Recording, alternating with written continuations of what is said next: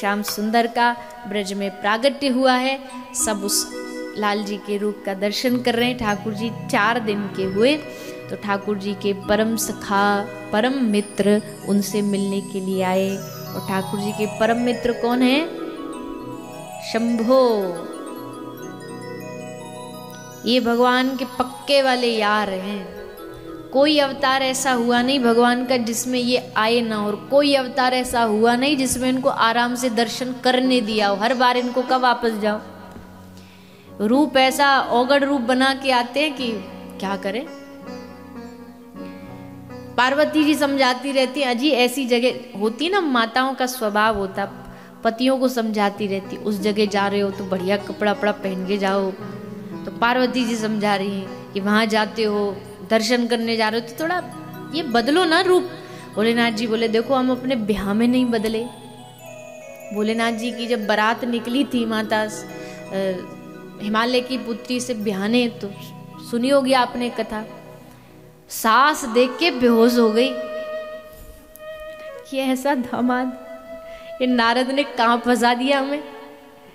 बेचारे बढ़िया बन ठन के वही दूल्हा घोड़ी पर बैठ के जाता है, ये नंदी पे बैठ के गए। मैया मैना देख करके बेहोश हो गई। पर भोलेनाथ जी ने कभी अपना रूप बदला नहीं।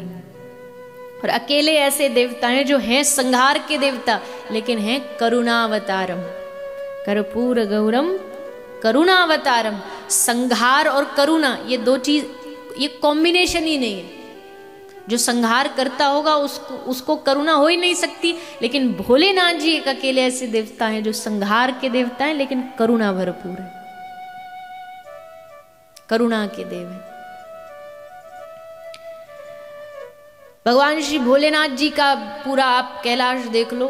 पूरे कैलाश में सब जितने भी मेंबर्स रहते हैं ना, फैमिली मेंबर्स, सब एक दूसरे के विरोधी हैं।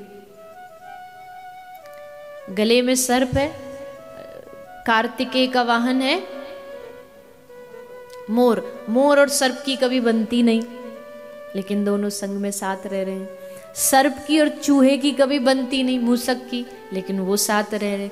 सिंह और बैल की कभी बन, सिंह इतना हिंसक प्राणी वो छोड़े किसी को, लेकिन पतंजलि महर्षि पतंजलि का जो सूत्र है अहिंसा प्रतिष्ठायाम, वो कैलाश में जाकर के एकदम प्रमाणित हो गए कि अहिंसक हो जाता है जो भगवत भक्त होता है। तो ऐसे परम भक्त भगवान के मित्र श्री भोलेनाथ जी भगवान का दर्शन करने पधारे। भोलेनाथ जी आए, मैया से निवेदन किया, मैया ने दर्शन नहीं कराया। तो अंत में भगवान श्री कृष्ण ने भोलेनाथ जी से मिलने के लिए एक नाटक चालू किया। और नाटक क्या था?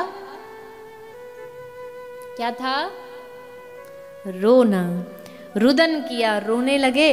अंत में उस बालक के रोने को बाला नाम रोदनम बलम, बालक के रोने में सबसे ज्यादा बल होता है।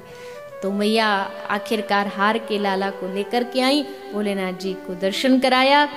और भोलेनाथ जी सदा सदा के लिए ब्रज में रह करके वहीं वास करने लगे। आज भी आप हमारे ब्रज में आओगे ना तो ब्रज के 4 कोने पर श्री भोलेनाथ जी विराजमान है। मथुरा में भूतेश्वर, गोवर्धन में चक्रेश्वर, वृंदावन में गोपेश्वर, नंदगांव में आसेश्वर, और एक बड़ा सुंदर वन है काम्य वन, वहां पर कामेश्वर महादेव के रूप में भोलेनाथ जी विराजमान। यानी सारे ब्रज की जो सिक्योरिटी है वो भोलेनाथ जी के हाथ में। वो रक्षा करने के लिए ब्रज में बैठे कि मैं इस ब्रज का कोई बाल बांका नहीं होने। और भोलेनाथ जी नहीं, ब्रज में जितने भी देवता, लक्ष्मी जी का वास है ब्रज में, एक बेल वन है वहां पर लक्ष्मी रहती है। शनि देवता विराजमान है कोकिला वन में। भगवान केदार विराजमान है, भगवान बद्रीनाथ विराजमान है। यानी जितने भारत के तीर्थ हैं सब ब्रज में विराजमान है। कोई ब्रज के केदारनाथ बद्रीनाथ में आप में से गया है? एक आध गए। तो जो गए उन्होंने देखा होगा कि भारत में जितने तीर्थ है ना, सब ठाकुर जी ने ब्रज में सब अलग अलग जगह पर स्थापित किए हुए हैं। सारे ब्रज में सब तीर्थ हैं। तो भोलेनाथ जी वही सदा सर्वदा के लिए विराजमान हो गए। इसके बाद दर्शन करके कैलाश वापस गए। 6 दिन के हुए तो कंसेन प्रहिता घोरा पूतना बालघातनी पूतना आई, आकर के भगवान को दूध पिलाने लगी। भगवान ने नेत्र बंद कर लिए, क्योंकि भगवान जानते हैं इसकी आंख से हमारी आंख मिली तो जैसी दृष्टि वैसी सृष्टि। आंख जिसकी बिगड़ गई, जिसकी दृष्टि बिगड़ गई, उसको सृष्टि भी वैसी दिखाई देती है।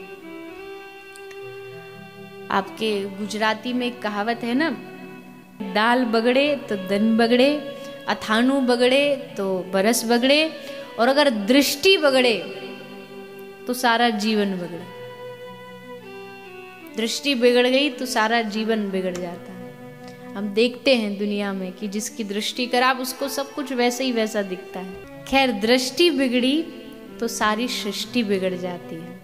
इसलिए अपनी आंखों की जो दृष्टि है उसको बड़ा संभाल के रखना चाहिए। आंख की जो दृष्टि है उसी से सृष्टि कैसे देखनी है। एक बार महाराज युधिष्ठिर से कृष्ण ने पूछा कि मुझे कोई एक बुरा इंसान दिखाओ, कोई पूरे हस्तिनापुर से, पूरे राज्य से कोई बुरा इंसान लेकर के आओ। तो महाराज युधिष्ठिर पूरे राज्य में घूमे पर उनको कोई बुरा इंसान नहीं मिला, और आके बोले कि प्रभु क्षमा करना, मुझे कोई बुरा इंसान नहीं मिला। फिर भगवान ने दुर्योधन को सेम टास्क दिया। उन्होंने कहा दुर्योधन एक काम कर, पूरे राज्य में से कोई एक अच्छा आदमी लेकर के आ। दुर्योधन पूरे राज्य में घूमा और आके बोला प्रभु पूरे राज्य में कोई अच्छा आदमी नहीं मिला। इसका मतलब कि जिसकी जैसी दृष्टि उसको वैसे ही दिखाई देता है। इसलिए भगवान ने सोचा पूतना की दृष्टि कैसी है, अविद्या से भरी हुई। पूतना जो है वो अविद्या का स्वरूप है। इसलिए भगवान ने पूतना के दूध के साथ साथ उसके प्राणों को खींचा और प्राणों को खींच करके उसका उद्धार किया, और पूतना को वो गति, वो मोक्ष दिया जो भगवान ने अपनी माता यशोदा और अपनी माता देवकी को दिया। इसलिए सुखदेव जी कहते हैं कि कम वा दयालुम शरणम व्रजेम, अहो बकीयम स्तन कालकूटम जिघांसया पायदप्य साध्वी, लेभे गतिम धातृचिताम ततोन्यम कम वा दयालुम शरणम व्रजेम।